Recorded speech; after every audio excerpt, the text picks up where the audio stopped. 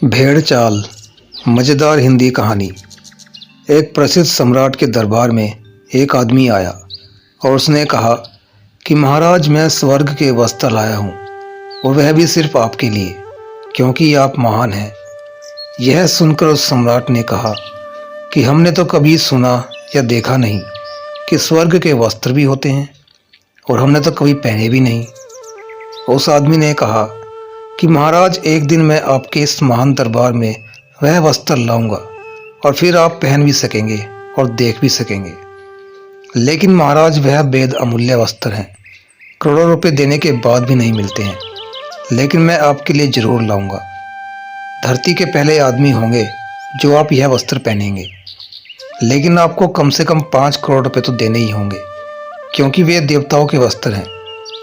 यह सुनकर सम्राट कुछ सोच में पड़ गया और फिर बोला, ठीक है, हम तुम्हें 5 करोड़ रुपए देंगे, लेकिन यदि तुमने धोखा दिया, रुपए ले गए और वस्त्र भी लाकर नहीं दिए और भाग गए, तो याद रखना कि हम तुम्हें ढूंढ निकालेंगे और तुम मुश्किल में पड़ जाओगे। उस आदमी ने कहा कि भागने की तो बात ही छोड़ो, मुझे तो कहीं जाना भी नहीं है। आप तो महल के चारों ओर पहरा लगवा दीजिए, मैं तो महल के भीतर ही रहूँगा, क्योंकि स्वर्ग जाने के लिए या देवताओं के यहाँ जाने के लिए कोई सड़क मार्ग थोड़े ही है। मैं तो देवताओं का आह्वान करूँगा और बस वस्त्र हाजिर हो जाएंगे। बस मुझे 6 माह का समय चाहिए। सम्राट को दरबारियों ने समझाया कि हमें तो यह कोई ठग लगता है, आप इसकी बातों में ना आए। सम्राट ने कहा, घबराओ मत, चिंता मत करो, यह आदमी महल में ही रहेगा और फिर हम पहरा कड़ा कर देंगे, रुपए लेकर कहाँ भागेगा। दरबारी तो राजा के भक्त थे, सब चुप रह गए। 6 माह तक वह आदमी महल के एक शानदार कमरे में बंद रहा और प्रतिदिन 56 भोग खाता रहा। 6 माह पूर्ण होने पर लोग महल के आसपास एकत्रित हो गए, यह देखने के लिए कि अब क्या होगा। वह आदमी अपने हाथ में एक शानदार पेटी लेकर बाहर निकला। एक जुलूस के रूप में उसे राज दरबार में ले जाया गया। वहाँ राजा के दरबारियों के साथ ही देश विदेश के कई अन्य राजा और धनपति भी विराजमान थे, क्योंकि सभी को देवताओं के वस्त्र देखने थे।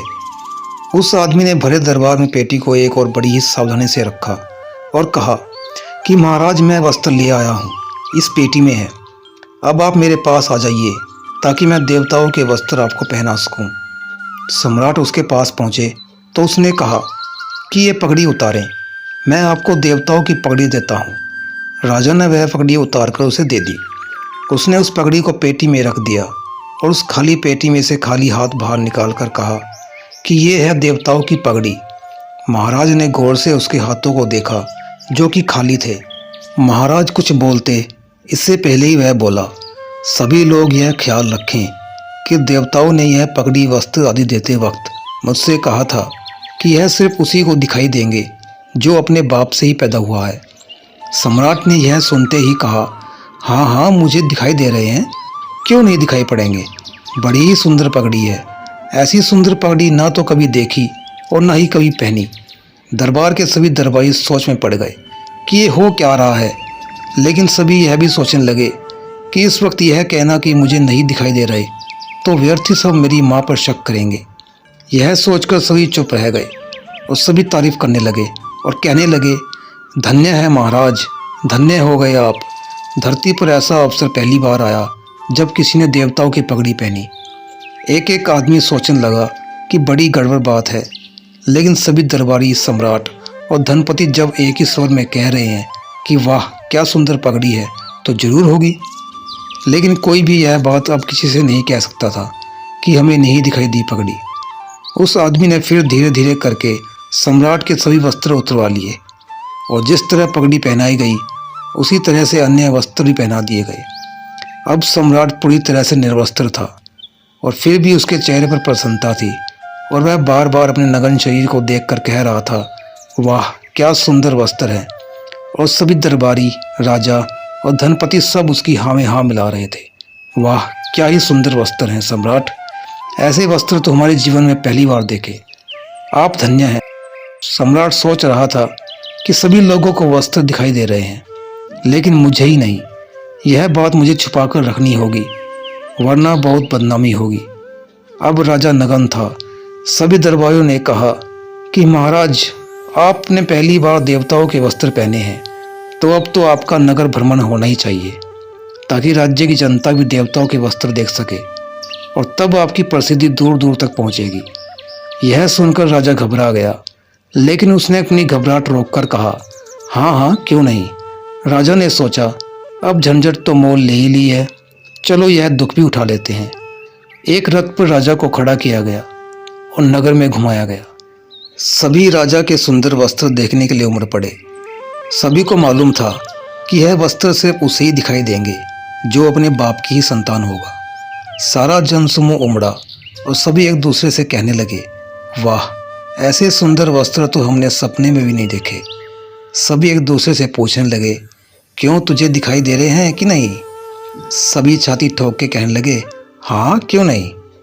लेकिन वहाँ कुछ छोटे बच्चे अपने बाप के कंधे पर चढ़कर आ रखे थे। वे अपने बाप से कहने लगे, पिताजी, राजा नंगा है। यह सुनकर उनके बाप ने उनका मुंह दबाते हुए कहा, चुप, ना समझ, अभी तेरी उम्र कम है। यह बातें अनुभव से ही आती हैं और बहुत गहरी बात है।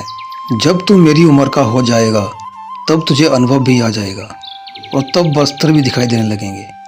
जो बच्चे चुप नहीं हुए, उनके बाप उन बच्चों का मुंह बंद करके वहाँ से चुपचाप खिसक लिए। कहानी की सीख। इस कहानी से सीख यह मिलती है कि अकेला आदमी और भीड़ के आदमी में कितना फ़र्क होता है। अकेला आदमी सत्य को जानता है, लेकिन भीड़ का आदमी सत्य को जानते हुए भी स्वीकार नहीं कर पाता है। अकेले आदमी का दिमाग होता है, लेकिन भीड़ के आदमी का कोई दिमाग नहीं होता। हमेशा भीड़ के भय के कारण भीड़ का आदमी वह सब कुछ करता है जो भीड़ कर रही हो। यही भेड़ चाल है।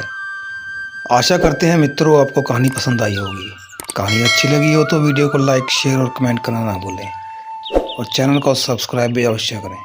धन्यवाद।